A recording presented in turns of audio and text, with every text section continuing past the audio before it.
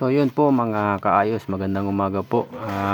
May papakita po ako sa inyong isang power station. Ito po solar energy multifunction mobile power supply. AC niya po 220 volts po mga kaayos.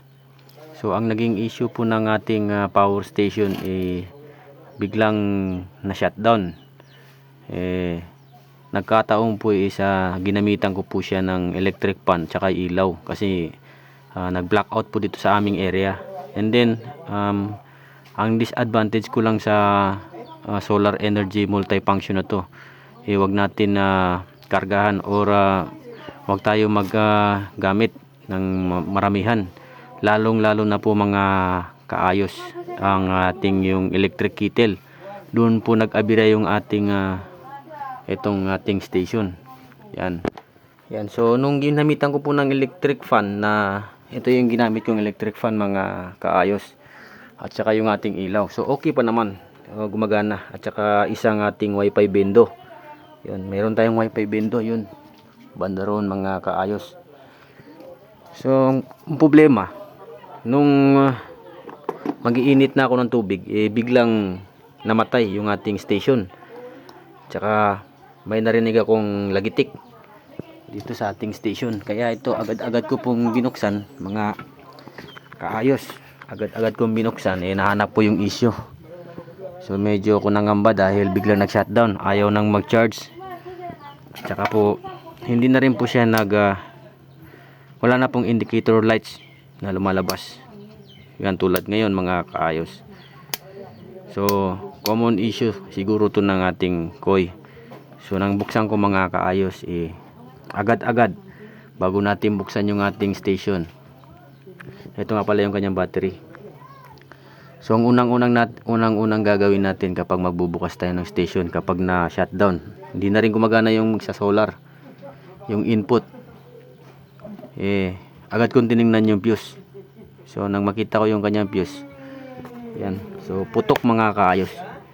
Yan, ito yung naging problema, kaya hindi siya na power on. Yan, so ang battery, ang fuse po ng ating station is naka built in. Ayan, built in na po siya mga kaayos. So hindi natin to mapapalitan, so blurred lang masyado. So ang gagawin natin dito mga kaayos, isusolda natin. Yan, subukan natin isolda. So wait muna mga kaayos, isolda mo po muna natin. So isolda po muna natin mga kaayos. So dito natin makikita kung gagana na ulit yung ating station. Yan mga kaayos. So hindi natin ito mapapalitan kasi naka built in yung battery, yung fuse po mga kaayos. Yan, so importante makadikit lang siya mga kaayos. Wait natin ng mga yan, so dapat manipis lang, hindi natin pwedeng pakapalit kasi fuse po ito mga kaayos. So yan, okay na yan mga kaayos. So plug natin yung ating battery.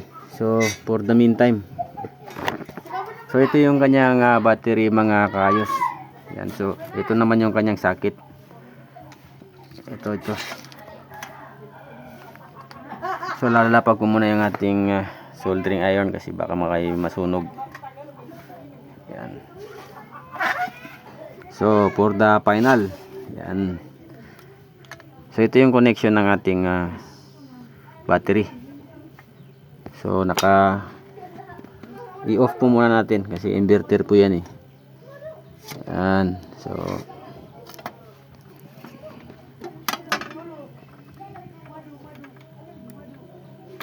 yan, so naka-plug na mga kaayos. So off po muna yung ating dashboard dahil wala pong naka-off po. So for the meantime mga kaayos, yun mga kaayos. So basic na basic. So medyo ko nangamba, akala ko may nasira na sa ating pyesa. So gumana ulit yung ating koi station. So magagamit na natin to ulit. Yan, so kapag ganitong issue mga kaayos, wag po muna natin itatapon yung ating mga station. Baka isipin nyo sira na. So lahat po ng mga ganitong mga station, meron po yung fuse. So So hanggang dito na lang yung ating video mga kaayos. So don't forget to subscribe. Sana po ay may napulot po kayong konting kaalaman lamang po sa ating ginawang vlog today. Yan, hanggang sa muli. Babels!